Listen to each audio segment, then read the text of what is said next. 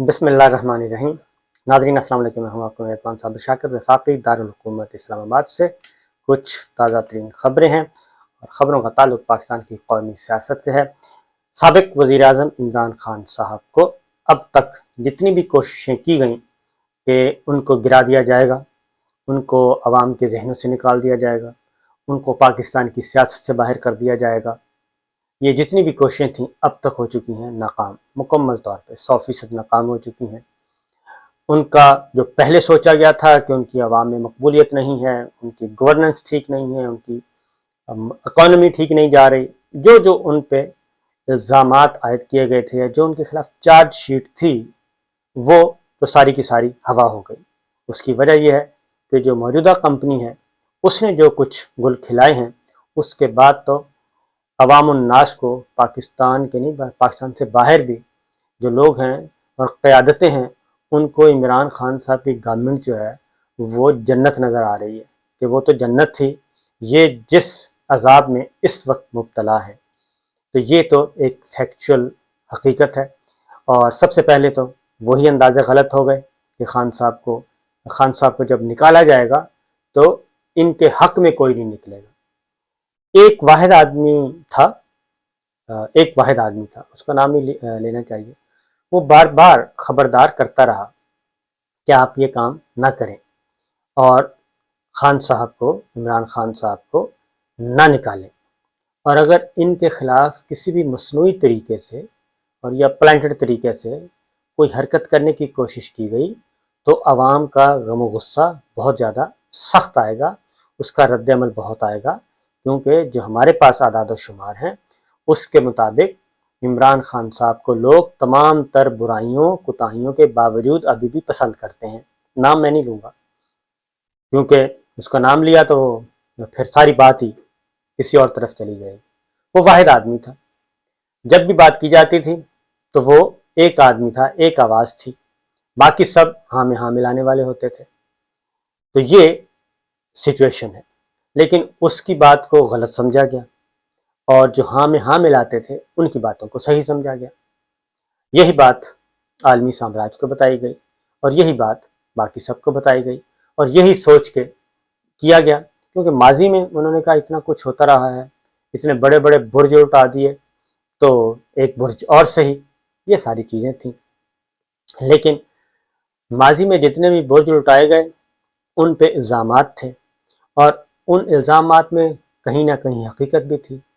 पहली बात करप्शन, सबसे जो इस वक्त पिछली 25-30 सालों से इस कौम को जो तैयार किया गया वो थी करप्शन की बुनियाद। जनाब corruption corruption corruption, Nawaz Sharif साहब की 2 हुकूमतें करप्शन की बुनियाद पे गईं और साथ ही अफवाज पाकिस्तान से पंगा लेने के चक्कर में गईं। उसके बाद मोहतरमा बेनज़ीर भुट्टो की भी 2 जो हुकूमतें वो भी इसी चक्कर में गईं, करप्शन। तो यही सब कुछ, परवेज़ मुशर्रफ साहब भी इसी बुनियाद पे आए। लेकिन इमरान खान साहब पे ना कोई करप्शन का इल्ज़ाम था ना कोई और चीज़ थी, और जब उनको हटा दिया गया तो अवामी रद्द-ए-अमल आ गया। अवामी रद्द-ए-अमल इतना आया कि पूरी दुनिया ने देखा, दिन की रोशनी में भी देखा, रात की तारीकी में भी देखा, पूरी दुनिया में। तो हर जगह उनके हक़ में, और बाकी सोशल मीडिया डिजिटल मीडिया देख लें कि 8 हफ्ते से ज़्यादा हो गए हैं, 9-10 हफ्ते हो गए हैं, तो सोशल मीडिया पे जो ट्रेंड चल रहा है उससे आपको अंदाज़ा हो जाएगा।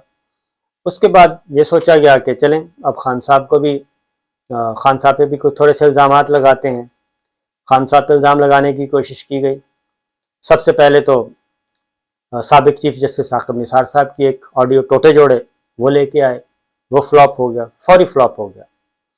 उसके बाद दूसरा एक और टोटा जोड़ा गया, वो मलिक रियाज साहब का था, वो भी फ्लॉप हो गया। तीसरा फिर उनकी फैमिली की एक ऑडियो टेप आ गई, वो भी फ्लॉप हो गया, लोगों ने बाय नहीं किया। फिर तोशाखाना आया, वो भी बाय नहीं किया लोगों ने, वो भी फारिग हो गया। उसके बाद कुछ तगड़े आदमियों को कहा गया कि तगड़े आदमी तोड़े जाएंगे, वो उसके खिलाफ बोलेंगे। वो सिवाय अलीम खान साहब के वो भी 2 दफ़ा बोले हैं, तीसरी दफ़ा वो भी नहीं बोले। जहांगीर तरीन साहब खामोश बैठे हैं, समझदार आदमी हैं, खामोश बैठे हैं, चुप साध लिया उन्होंने, कोई पंगा नहीं ले रहे। देखते हैं तेल देखें और तेल की धार देखें। बाकी चौधरी सरवर साहब थे, नहीं बोले। اور جو بولتا ہے وہ اپوزٹ ہو جاتا ہے۔ تو خان صاحب کو جتنے بھی اس وقت حربے، پھر اس کے بعد ایک ٹرسٹ ڈیڈ آ گئی، وہ آ گئی، پھر فرا ہو گئی، گوگی ہو گئی۔ وہ فرا گوگی اتنا چلا کہ اپنے ہی جو لائک مائنڈڈ جتنے بھی دانشور تھے وہ سب کے سب پھٹ پڑے کہ بھئی آگے چلیں، یہ فرا گوگی کیا لگا رکھا ہے۔ اس کے بعد یہ تھا جی معیشت ٹھیک ہونی ہے، معیشت ایسے ٹھیک کی کہ پیٹرول جو ہے وہ اور ڈیزل، اس میں کتنی قیمتوں میں اضافہ ہو گیا، 100 روپے سے بھی زیادہ، بلکہ 120 روپے ڈیزل کی قیمت میں اب تک اضافہ ہو چکا ہے، اور 90 روپے کے قریب ہو چکا ہے پیٹرول کی قیمت میں فی لیٹر اضافہ۔ بجلی کی قیمتوں میں آپ نے کئی گنا زیادہ کر دی، گھی، خوردنی تیل پتہ نہیں کہاں سے کہاں پہنچ گیا، 600 روپے فی لیٹر، 650 روپے فی لیٹر، صبح قیمت اور شام کو کچھ اور۔ آئی ایم ایف آپ پہ راضی نہیں ہے۔ پھر اگلی بات یہ کی، یہ فرسٹ ٹائم ایسا ہوا پاکستان کی تاریخ میں، فرسٹ ٹائم ایسا ہوا 75 سالوں میں کہ ڈمی بجٹ پیش کیا گیا۔ ڈاکٹر اشفاق حسن ماہر معیشت وہ کہتے ہیں جناب کسی نے بجٹ دستاویز پڑھ تو لیں، دستاویزات میں لکھا کیا ہے، ڈمی بجٹ پیش کیا گیا لوگوں کو بیوقوف بنانے کے لیے، اور اصل بجٹ وہ تیار ہو رہا ہے۔ اصل بجٹ کیا ہوگا؟ جس میں آئی ایم ایف کی ہر ایک حکم کو مانا جائے گا۔ یہی آئی ایم ایف تھا، یہی معیشت تھی، یہی وسائل تھے، ہر چیز پرسکون طریقے سے چل رہی تھی، لوگوں کو پیٹرول بھی سستا مل رہا تھا، سبسڈی بھی مل رہی تھی، آئی ایم ایف بھی خوش تھا، پروگرام بھی چل رہا تھا۔ لیکن پھر آخر ایسا ہوا کیا؟ کچھ نہ کچھ تو ہوا۔ وزیر خزانہ صاحب کے گھر میں جو ہے 48-50 لاکھ روپے تزئین و آرائش پہ لگ رہے ہیں، باقی سب پہ بھی لگ رہے ہیں، اور 350 ارب روپیہ وی وی آئی پی جو پروٹوکولز اور جو وی آئی پی لوگ ہیں اور جتنے بھی ان کی گاڑیوں کا جو چلتا ہے بڑے بڑے لمبی قطاریں، صرف 380 ارب روپیہ اس پہ خرچ ہوتا ہے سالانہ، اور لوگوں کو کہا جا رہا ہے کہ ایک کپ چائے کا پئیں، باقی چائے ختم کر دیں۔ تو یہ ساری چیزیں ہو رہی ہیں۔ سب سے زیادہ کٹ جہاں پہ لگانا چاہیے وہاں لگایا نہیں جا رہا، اور لوگوں کو تو یہ سارے کے سارے فسانے نہیں ہیں، یہ ریکارڈ کا حصہ ہے۔ اسی لیے وزیر اعظم عمران خان جن کو سابق کر دیا گیا ہے، وہ ان ساری چیزوں کو لے کے آگے بڑھنا چاہتے ہیں، اور دیکھ رہے ہیں اب بجلی کے نرخوں میں 80% اضافہ کیا جائے گا آنے والے دنوں میں، ٹوٹل 80% اضافہ۔ پی ٹی آئی کی گورنمنٹ میں 5 روپے فی یونٹ رعایت دی جا رہی تھی، وہ بھی ختم، اور 8 روپے فی یونٹ اضافہ کیا جائے گا، 13 سے 17 روپے تک کا اضافہ متوقع ہے۔ پیٹرول، ڈیزل، یہ گیس، یہ سارے ہمارے سامنے ہیں۔ پھر اس سارے کو ڈیفینڈ کرنے کے لیے وزیر خزانہ نہیں آتے، ذہن میں رکھیے گا کہ وزیر خزانہ نہیں آتے، وزیر اطلاعات نہیں آتے۔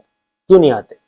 پریس کانفرنس نہیں کرتے، بلکہ ان ساری چیزوں کو ڈیفینڈ کرنے کے لیے خواجہ آصف صاحب جو کہ وزیر دفاع ہیں وہ آتے ہیں۔ غور کیجئے گا کہ وزیر دفاع معیشت کو، پیٹرول، ڈیزل، بجلی کی قیمتیں، معیشت کی صورتحال، اس پہ وزیر دفاع خواجہ آصف صاحب آ رہے ہیں، وہ پریس کانفرنس کرتے ہیں، وہ اپنے ساتھ قائرہ صاحب کو بٹھاتے ہیں، مولانا اسد صاحب، مولانا فضل الرحمان صاحب کے صاحبزادے مصدق ملک صاحب، یہ لوگ پریس کانفرنس کر رہے ہوتے ہیں۔ اس میں بھی کافی اشارے ہیں عقل مندوں کے لیے کہ یہ ساری چیزیں ہو رہی ہیں۔ تو دوسری جانب کیا ہو رہا ہے جی؟ دوسری جانب یہ ہو رہا ہے کہ روس اور چائنا، جس کی وجہ سے یہ سارے معاملات، کیونکہ خان صاحب کا جو تختہ الٹا گیا، وہ روس اور چائنا ایک دوسرے کے ساتھ جڑ کر کھڑے ہیں۔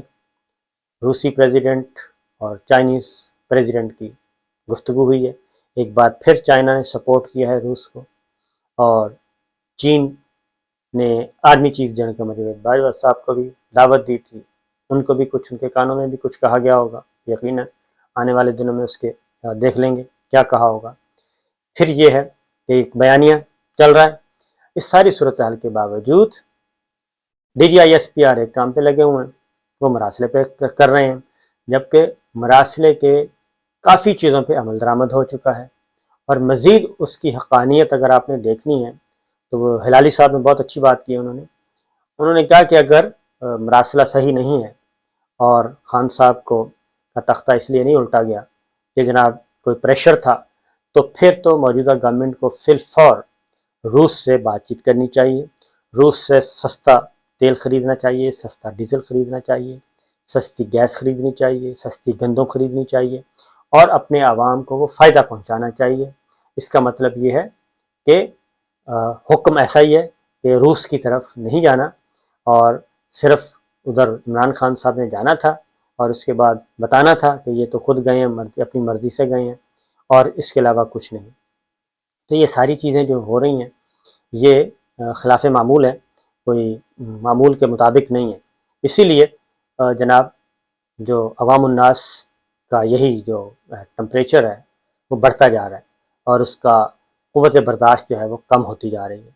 تو عمران خان صاحب ظاہر ہے وہ بھی بیٹھے ہیں سر جوڑ کے، اور وہ اپوزیشن میں، اور اقلیت کو آپ نے اکثریت بنا دیا، اکثریت کو اقلیت میں تبدیل کر دیا۔ اور پنجاب میں جو کچھ ہو رہا ہے وہ ہمارے سامنے ہے، دو اسمبلیاں ہیں، اجلاس چل رہے ہیں، ایک پنجاب پولیس کروا رہی ہے اور ایک پنجاب اسمبلی میں اجلاس ہو رہا ہے اسپیکر چودھری پرویز الہی صاحب کی صدارت میں۔ تو یہ تو وہ ڈپٹی اسپیکر بھی مذاق ہی بن گئے ہیں کہ جہاں دل کرتا ہے ان کو بٹھا دیتے ہیں اور اجلاس شروع ہو جاتا ہے، کبھی کسی ہوٹل میں، کبھی کسی ایوان اقبال میں، کبھی کسی سڑک میں۔ وہ ڈپٹی اسپیکر بھی ایک مذاق بن کے رہ گئے ہیں بیچارے، اور پیچھے پنجاب پولیس بٹھا دی جاتی ہے، دو پنجاب پولیس والے بیٹھ جاتے ہیں اور سائڈوں پہ وہ آفیشل جو سیکورٹی یا سارجنٹ ہیں ان کی جگہ پہ بھی پنجاب پولیس کو بٹھا دیا جاتا ہے۔ تو یہ مذاق ہو رہا ہے، آپ خود سوچتے جائیے کہ کیسا کیسا مذاق اس ملک میں دیکھنے کو مل رہا ہے۔